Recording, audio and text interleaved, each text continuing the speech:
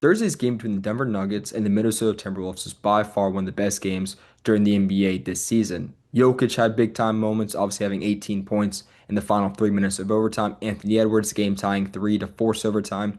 Jamal Murray hit some big shots. Julius Randle looked like a freight train. You name it, the game had it. It was unbelievable start to finish.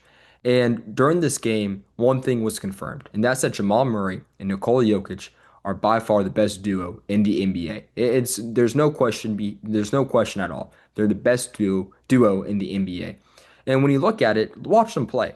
When you watch them play, they know exactly what one another is going to be doing. Jamal Murray said during the game, he went up to the bench for the Nuggets and said, "Listen, I'm going to shoot a lot of threes," and he did. He did shoot a lot of threes. He shot 18 times from behind the arc. He made nine of them. He shot 50%, a high volume scorer against some of the best defenders in the NBA. But it was understanding. Hey, he said, Jokic is getting all his attention. They're not paying me any mind. I'm just going to jack some threes. And that's exactly what he did. And if you play basketball long enough, obviously you know when someone's getting double teamed, someone's always open, or maybe your primary defender doesn't become your main guy. You have like the third best defender on you, but it's still understanding what's happening with Jokic and Jokic being a willing passer. How many times, tell me, how many times do players score 50 points or more and have double digit assists in a game? It doesn't happen. And Jokic only played 43 minutes. Like, we talk about this being overtime, a 53-minute game. Jokic still played only 43 minutes. He's a willing passer. You don't see that happen ever. And that's just understanding what Jamal is going to be. Jamal knowing where Jokic is going to be. How can I get the ball? The pick and roll is the best P&R in the NBA. It is unbelievable. I mean, Jokic and Jamal, they're bread and butter on this pick and roll. They know exactly what to do, and Jokic is one of the best screeners I've seen. When you watch him, he takes his man, pushes him to the outside, he screens whoever's guarding, we'll say Jamal, and then Jamal has a walk-in wide open three because everyone's fighting over the screen or trying to dive down to get their hand up, and they're just not getting there in time. It happened late in the fourth quarter. Jamal Murray had a butt naked three that he just knocked down because of Jokic's P&R. And the thing that I want to mention is the Nuggets have been, or not the Nuggets, but Jamal and Jokic have been together for 9 years now. This is their ninth season playing with one another.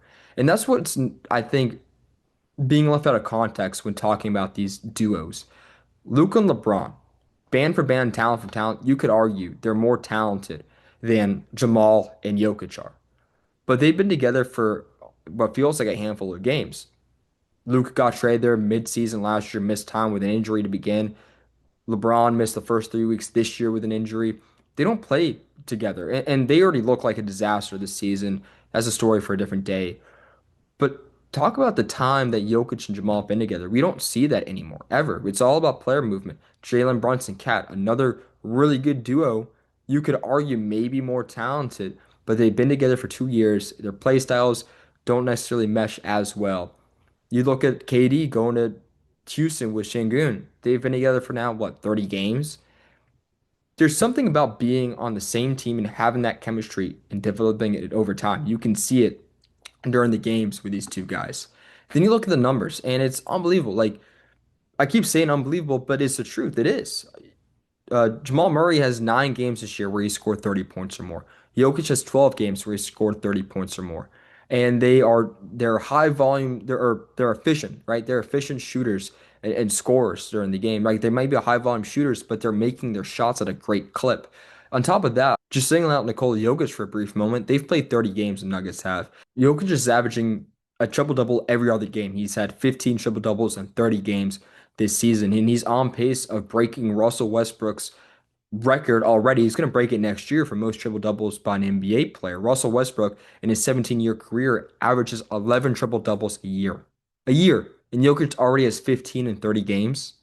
Come on now. I mean, the dude is the best offensive player we've ever seen. He's a top 10 player of all time.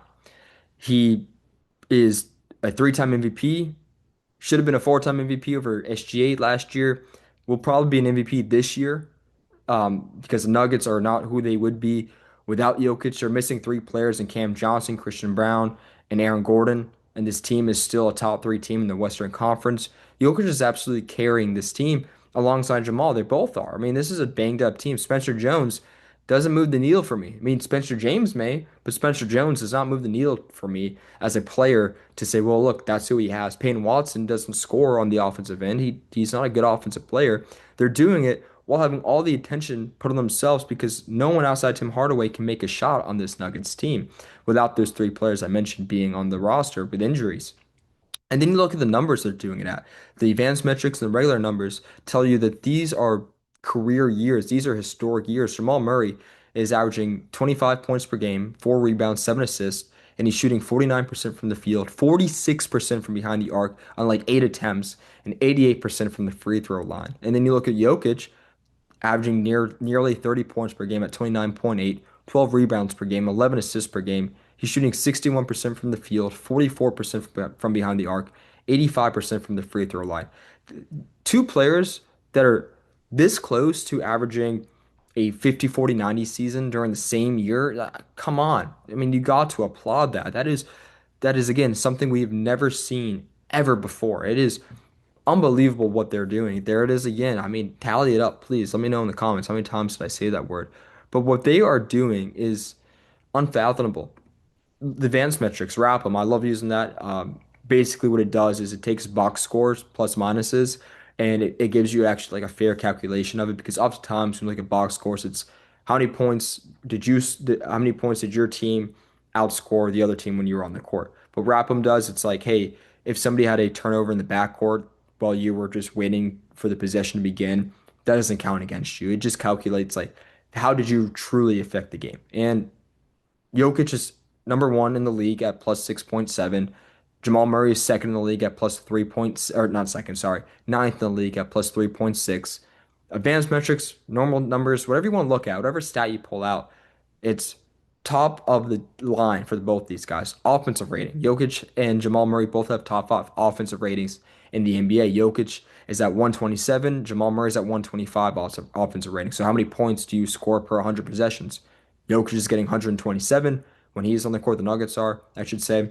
And then the Nuggets with Jamal Murray on the court getting 125 points per 100 possessions with Murray on the court. Put in context, the rule of thumb, what you want is get 100, right? A point per possession. These guys are doing it at a 25 to 27% clip higher than your average NBA player. It is truly magnificent what we're seeing from these two guys.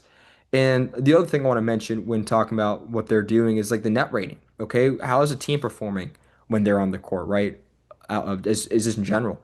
The Nuggets have the second best net rating in the NBA, at 8.5, only behind the Oklahoma City Thunder. And we've talked about this for a little bit of time. The Thunder have one of the easiest schedules to begin the year. So get back to me during game 81 when the Nuggets have the best net rating in the NBA. They're doing it against good teams without three starters, Christian Brown, uh, Cam Johnson, and Aaron Gordon.